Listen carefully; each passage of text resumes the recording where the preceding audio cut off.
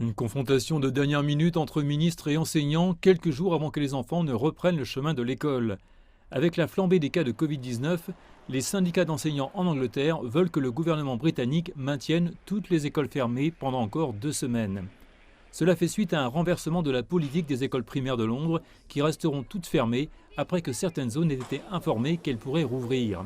La raison ? Une deuxième vague de la variante B117, hautement infectieuse de Covid-19, a plongé des hôpitaux de Londres et du sud-est de l'Angleterre dans la crise.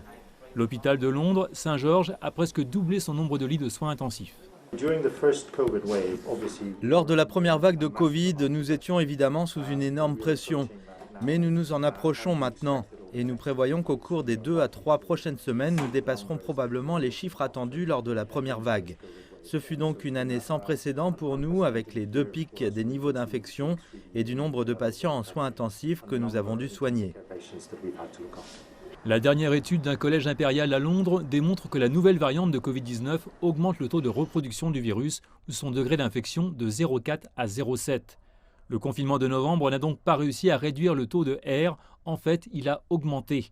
Le taux de R est désormais estimé entre 1,1 et 1,3, ce qui signifie que le nombre de nouveaux cas augmente. Mauvaise nouvelle pour les médecins en première ligne. Il y a beaucoup de patients à l'hôpital qui ne sont pas atteints de la Covid-19 et il y a aussi beaucoup de patients de la Covid-19 qui restent dans les services réguliers et qui n'ont pas besoin de se rendre en soins intensifs. Et ce que cela signifie, c'est que les salles sont pleines. Le gouvernement britannique a dit qu'il se préparait à ouvrir un hôpital temporaire dans un centre d'exposition de Londres. C'était l'une des 7 installations mises en place lors de la première vague. Mais elles sont pour la plupart restées vides. Le Collège royal d'infirmiers d'Angleterre a affirmé qu'il y avait à peine assez de personnel pour les hôpitaux, sans parler des hôpitaux temporaires. Le Royaume-Uni modifie également son plan de vaccination. Il administrera une dose à autant de personnes que possible, puis une deuxième jusqu'à 3 mois plus tard, à mesure que davantage de vaccins deviendront disponibles. Les responsables britanniques de la santé ont dit que cela permettrait à plus de personnes d'être vaccinées, même si l'immunité était légèrement inférieure. Les directives gouvernementales indiquent également que si le même type de vaccin n'est pas disponible pour le deuxième vaccin, il est raisonnable d'en utiliser un d'une autre société.